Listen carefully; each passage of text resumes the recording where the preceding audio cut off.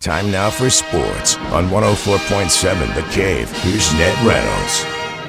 Mike, the intern, Ned Reynolds in the studio, almost to the weekend. And speaking of which, it is a packed weekend. We've got the first official training camp for the public in St. Joseph, Missouri with the Chiefs. We've got the Rolling Stones down the road at Thunder Ridge. And then, of course, Price Cutter Charity Championships in town this weekend. And a lot nationally as well. What night is the Rolling Stones? Sunday.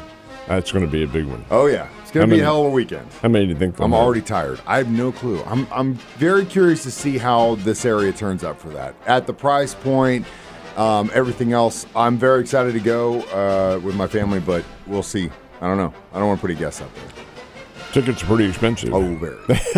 But it is the Rolling Stones. It is the Rolling Stones. As a matter of fact, it is now just about ready to tee off for the first round. This is the Price Cutter Charity Championship, but it's the Corn Ferry Tour, and it will run through Sunday. It's a regular golf tour, except it's about a AAA level, about a half a step below the PGA. In fact, this is a very important tournament because while the winner gets over $100,000, I think it's around $180,000. That's a pretty good little payday. It's not the $1 million that they're getting on the big tour, but the big deal is the points that these players, and all of them, and depending on where they finish in the competition, all of them accrue PGA points. And the top 30 of the winners at the end of the year, and the end of the year will be coming up in October, they qualify for the PGA Tour. And they qualify for that big money. So this is very important. Every single one of these tournaments is big, and the Price Cutter Charity Championship is certainly, it's one of only 4 that remains from when the tours originally started back in the 1990s. And $180,000? I'm not sneezing at that, my man.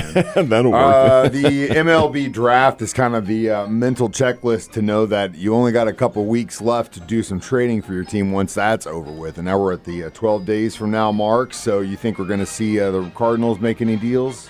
Yes, I do, but in what respect, I don't know. Whether or not they'll be sellers or buyers, I think they'll do something, if for no other reason than to allow the fans the perspective that they are doing something. That's been one of the charges against the Cardinals. They don't do anything. Well, I think they need to erase that.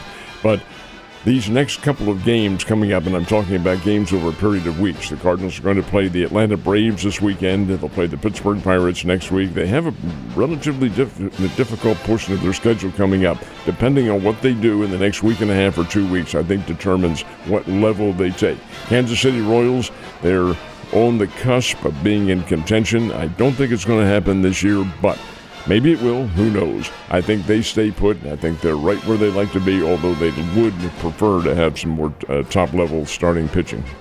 See what happens. And last but not least, U.S. basketball was over in the Middle East for a little exhibition yesterday. And this is the end of their Middle Eastern tour. They were in the United Arab Emirates and won the game over Serbia. Now, the Serbian team has Nikola Jokic from the Denver Nuggets, former NBA Player of the Year. He's really outstanding. We've talked about him when the playoffs were going on. I didn't think Denver would lose, but they did. Nonetheless, Jokic is a top player, but he is it. They don't have any supporting crew, and the USA won 105-79, and it was the depth of the USA team. These are all pros, and the other teams may have one or two.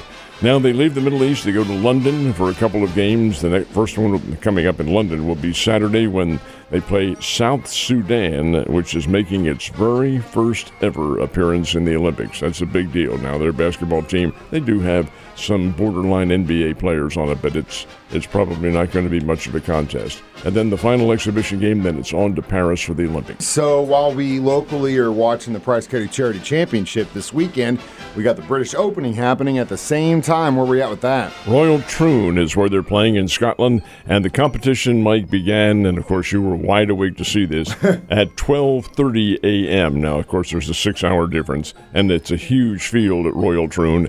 So many of the golfers are now finishing up. Royal Troon is playing very tough. The leaders, and there's 6 of them, at 2 under par. We'll go with the guy who is the closest to finishing, and that's Alex Noren. He is 2 under par on the 18th green. And Alex Noren, folks, is a Swedish golfer who plays in the United States. He's on the PGA Tour, 42-year-old. He's been around for a couple of years, played his college golf at Oklahoma State.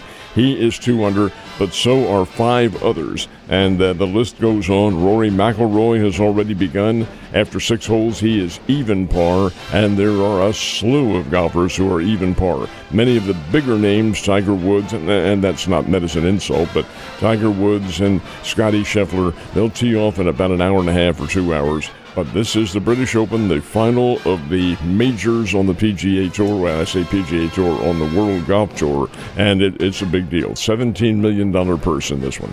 A lot more money than $180,000. Where are we with the St. Louis Cardinals? Well, they are in Atlanta for a big weekend series with the Braves. That's coming up, and that'll be a very important series for the Cardinals. They have the Braves, who are playing a lot better and still quite a ways behind Philadelphia in the National League East, but certainly not insurmountable. And then they have 3 more games in Pittsburgh before they return home, they being the Cardinals. And the Pittsburgh Pirates have played better. I don't think they're in the ballpark with the Cardinals, but this is a very important series of games coming up because a lot's going to be determined as to what happens to their roster at the trading deadline. And I think the Cardinals have a lot to prove before all this is over. Anyway, they begin tomorrow night in Atlanta. Royals have a chance to gain some ground against Chicago this weekend. And as well. Chicago is bad. Oh, man. Real bad. 27 wins so far this year. And 71 losses. Bad times for Southside. Bad times. 27 and 71. What has happened to the proud Chicago White Sox? They have a very good series of players. Luis Robert is on that team. He's likely to be dealt. Because the White Sox are going to have to tear down and start all over again. This is a bad team. Anyway, that's who the Royals are hosting. A great chance for Kansas City to make up even more ground. Hey, everything counts, and that's the way it should be. What about the Springbirds? Where are they at? Springbirds have 3 games, and they'll begin tomorrow night in Amarillo. Unusual bit of scheduling because the Texas League took off a period of time in correspondence to the Major League Baseball All-Star Game. So they'll begin again in Springfield tomorrow night in Amarillo, Texas. Get on the bus after that on Sunday. Come home for a series with Corpus Christi that begins next week. So the Springbirds have been off, but playing pretty good baseball. Ned, you have a wonderful Thursday. Enjoy the break from the heat.